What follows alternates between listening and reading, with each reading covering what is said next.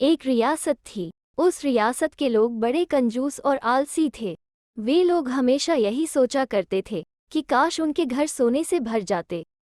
भले ही उन लोगों के मन में सोने की प्रबल लालसा थी, परंतु उस रियासत में रत्ती भर भी सोना नहीं था। किसी दिन जाने कहाँ से उस रियासत में एक सोने की चिड़िया आ पहुंची। चिड़िया बहुत ही सुंदर थी। उसे देखकर आंखें चौंधिया जाती थीं। जब वो अपने पंखों को लहराते लहराते एक पेड़ से दूसरे पेड़ पर जा बैठती और गाना गाने लगती तो उसे देखकर लोग आश्चर्य करते। उसे पकड़ने के लिए कितने ही उपाय किए गए, लेकिन सोने की चिड़िया बड़ी होशियार थी। उसे अंदेशा हो गया था कि अगर वह पकड़ी गई तो सोने के ये लालची लोग उसे जरूर जान से मार डालेंगे। इसलिए वो उस रियासत को छोड़कर कुछ दिनों के लिए और कहीं भाग गई। कंजूस लोग उसे ढूंढते ढूंढते थक गए। एक दिन की घटना है। सुबह का समय था। सुनहली धूप सोने के हिरन की तरह चारों ओर कूदकर बिखरी थी। सोने की चिड़िया उसी समय चोंच में एक सोने का फल दबाए फिर उसी रियासत में दिखाई पड़ी। वो आंगनों में घूम घूम कर मधुर स्वर में गाना गाने लगी।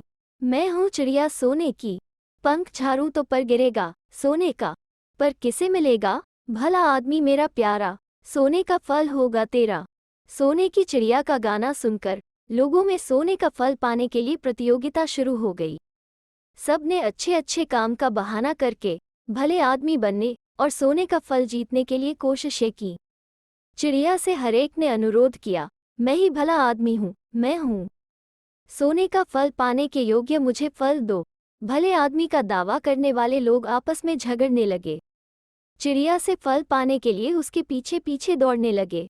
सोने की चिड़िया सोने का फल चोंच में दबाकर पेड़ों की डालियों पर फुदकती फिरती रही।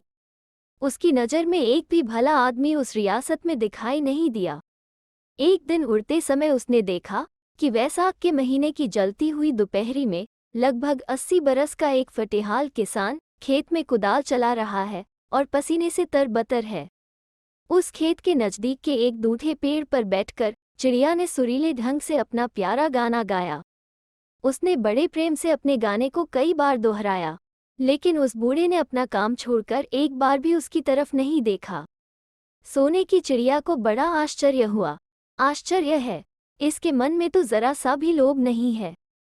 उसके पास जाकर वो बोली, दादाजी नमस्ते, सिर्फ 1 मिनट काम रोककर मेरी बात सुनोगे?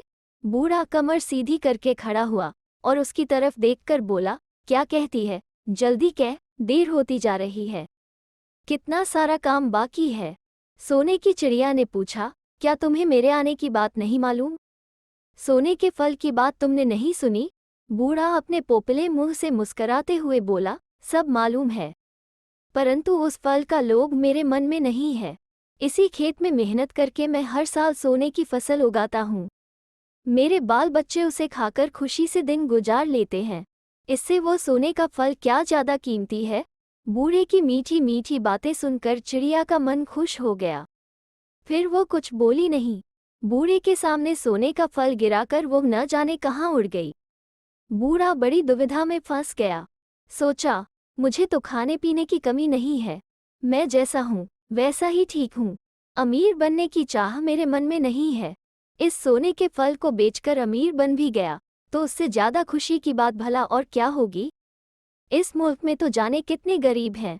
मैं अकेले अमीर बन भी गया तो क्या लाभ होगा? इसे मिट्टी में गाड़ देना ही बेहतर होगा। पेड़ हो जाने पर बहुत फलेगा। सोने का फल पाकर मैं भी अमीर बनूंगा और मुल्क के और लोग भी। यही सोचकर बूढ़े ने एक बड़ा सा गड्ढा खोदकर सोने का उसमें फल गाड़ दिया।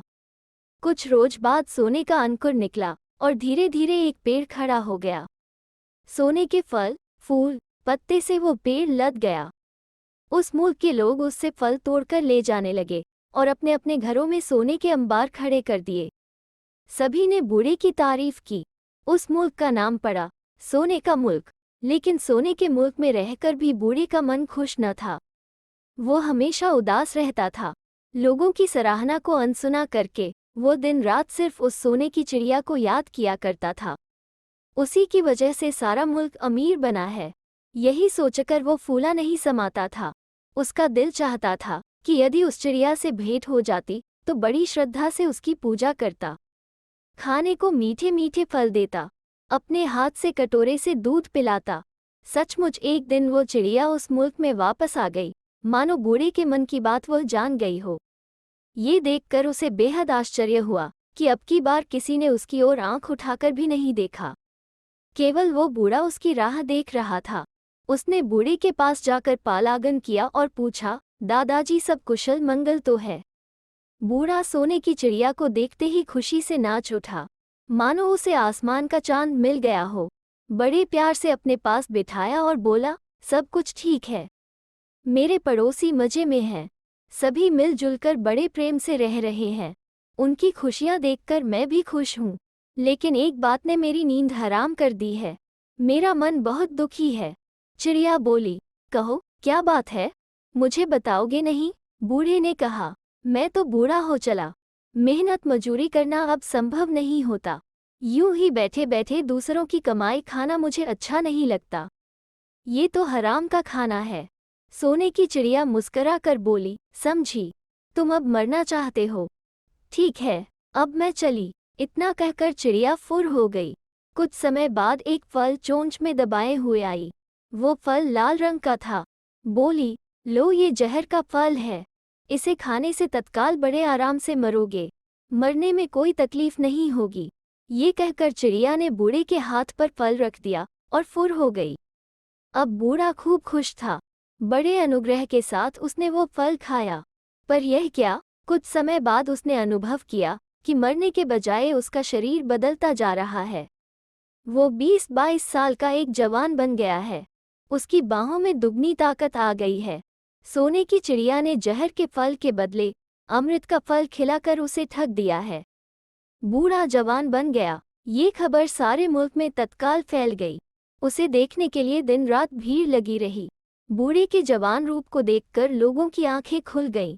सभी ने अनुमान लगाया कि चिड़िया ने बूढ़े को क्यों सोने का फल खिलाकर जवान बनाया है। ये समझ आ जाने के बाद लोगों के मन से लोभ लालच दूर हो गया। सब लोग कड़ी मेहनत करने लगे। दिन ब दिन उनका सुख बढ़ता गया। सारा का सारा मुल्क सुखी हो गया।